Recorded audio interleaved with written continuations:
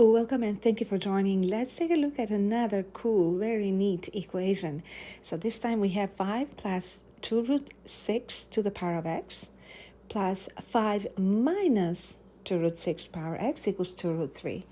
So quite interesting. We have the variable x appearing in two terms in this equation. Here, this is a constant. Now, the problem is, though, that we cannot really find a connection between these two, or can we? So as you can see, these two bases, they do have same terms, but there is a minus and a plus in here. So that means that they cannot be combined or merged together. So we got to be creative this time. And this is what this example is teaching us: creativity, imagination. And this is what math teaches us: imagination beyond of what we see. So we're going to try different ways and we'll see what works, what doesn't work, go back and forth. So let's get started. So when I see that I have two different bases that are somewhat connected, you see that this is kind of the sum difference of squares, right? So this sum and this difference multiplied will give difference of squares. Now I'm thinking, so that was my first thought when I was looking at it. I thought, what if I multiplied by the conjugate of this? So if you have the plus and the minus. So that won't really solve my problem, because if I multiply by the conjugate, I'm just going to get just different exponents, and I'm going to have even more variables on the other side. So I gave up that idea. So I thought, what if I multiplied every term in this equation by this very first term? So let's see what happens. I'm going to make that very first term pink: 5 plus 2 root 6 to the power of x. And I will allow this term to multiply every term in this equation. So I'm going to copy it so it's faster for you while watching it. And this will multiply 5 plus 2 root 6 to the power of x, and then plus. So let's copy again and paste.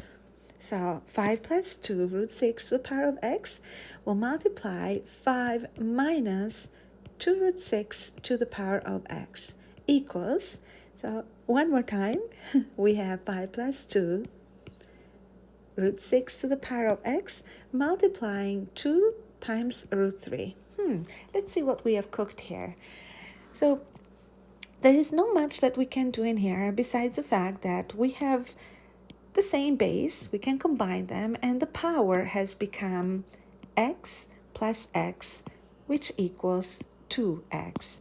So I'm going to rewrite this first term as 5 plus 2 root 6 to the power of 2x. I'm not afraid of powers of 2x.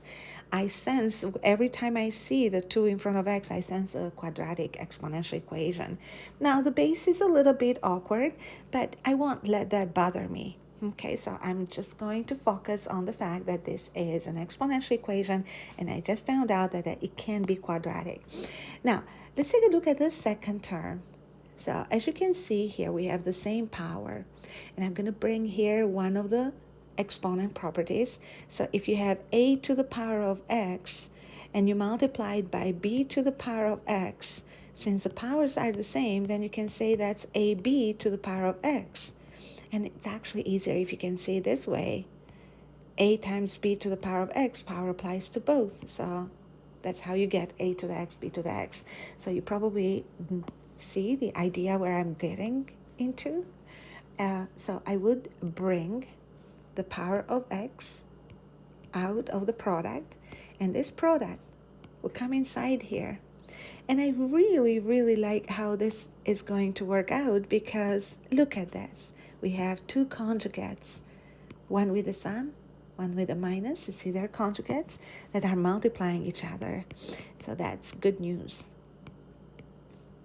So 5 minus 2 root 6. And when I say good news, is not that I know and I see the solution right away, but I see that something is transforming, that something is working, right?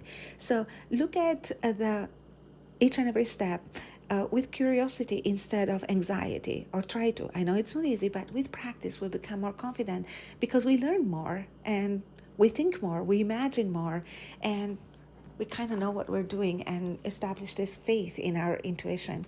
So last term here, I'm going to bring the constant coefficient to the front because that's tradition. Let's admit it. And then to the power of x. So the very first term, since it is quadratic, I'm going to make a statement that this is a quadratic and it's loud and clear, and 5 plus 2 to the root 6 to the power of x is squared in here. So I have this good looking base in here to the power of 2. And then plus, now this is the exciting part. So when you multiply these two conjugates, then this is difference of squares, right? So that would equal, and I'm taking the steps slowly, 5 squared minus 2 root 6 squared, right? And all of it will be to the power of x equals 2 root 3. And then times 5 plus 2 root 6x. All right. So again, 5 plus 2 root 6 to the power of x squared. And then plus, and now this is the exciting part. 5 squared, that's 25, minus power of 2 applies to number 2 and root 6. Now 2 squared is 4. Root 6 squared is 6. So 25 minus 4 times 6 is 25 minus 24. And 25 minus 24, excuse me, but is simply 1. So 1 to the power of x. And on the other side, I have one term. I'm going to bring it to the left because I sense that here we're going to get a quadratic exponential equation. So we have 5 plus 2 root 6 to the power of x. And one thing that I like now is that, yes, I do have the exponent x in two exponential terms, but at least I know that their bases are the same. So that's a gain, all right? And look at this little innocent term in here. So I wanted to think, what is number 1 to the power of x equal to? So no matter what the values become in the exponent, when the base is 1, then the term will have a value of 1. So here we go, 5 plus 2 root 6 to the power of x, all of it squared, minus 2 root 3, 5 plus 2 root 6 to the power of x, and then 1 to the power of x is 1 equals 0, equals nothing. Do you see the quadratic equation now? So it's going to look even better when we replace this good-looking base in here by some coefficient a, by some number a. So a is coming here, a is coming here, and this equation will turn into a squared minus 2 root 3a plus 1 equals 0. Now, obviously, it's not a traditional classic quadratic equation. It has, radical coefficients, but it's not unsolvable. We can easily use a quadratic formula. So we're going to say that the coefficient a, or the unknown a we're solving for, would be equal to negative coefficient b, so negative 2 root 3, plus or minus square root of, remember we have the discriminant, so that would be negative 2 root 3 squared minus 4 times 1 over 2 times 1. So a equals 2 root 3 plus or minus, so let's take a look at this, power of 2, 4, root 3 squared 3, 4 times 3, 12, and 12 minus 4 is equal to 8. So we have the square root of 8 over 2. Keep simplifying, so we have 2 root 3 plus or minus 2 root 2 over 2. So notice that 2 is a common factor in the numerator, which means that we can take it out, and that would be root 3 plus minus root 2 divided by 2. So in other words, we obtain the value of a equal to 3 plus minus root 3 plus minus root 2. So again, we have to solve for x, And that means we have to bring a in, so or 5 plus 2 root 6 in. And we'll say that 5 plus 2 root 6 to the power of x equals root 3 plus root 2, or 5 plus 2 root 6 to the power of x equals root 3 minus root 2. So we'll say that x equals the log with base 5 plus 2 root 6 of number root 3 plus root 2,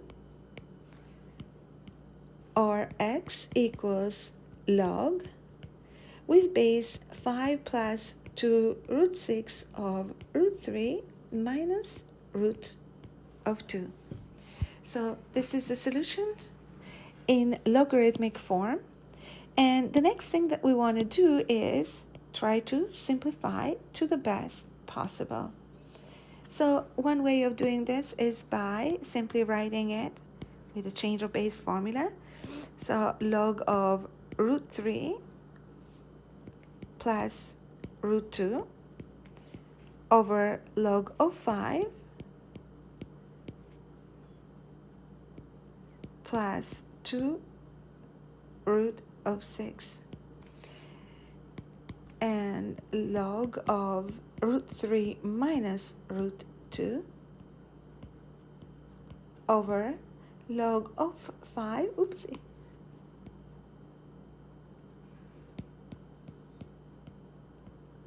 plus 2 root 6. And voila, this is a solution to this beautiful looking equation. Now, last things last, you need to check the solutions, especially if you have worked with logarithmic terms. So we want to make sure that the x values that we obtain are working for each logarithmic term, but we don't have logarithmic terms in here. So the only last thing we need to check for is if these logarithmic terms exist before we state them as solutions. So the idea is that the expression inside log has to be positive, cannot be 0. Now this is positive, so we're good here, we're good here. That means that these will be the final answers. Again, thank you for learning with me. Bye for now.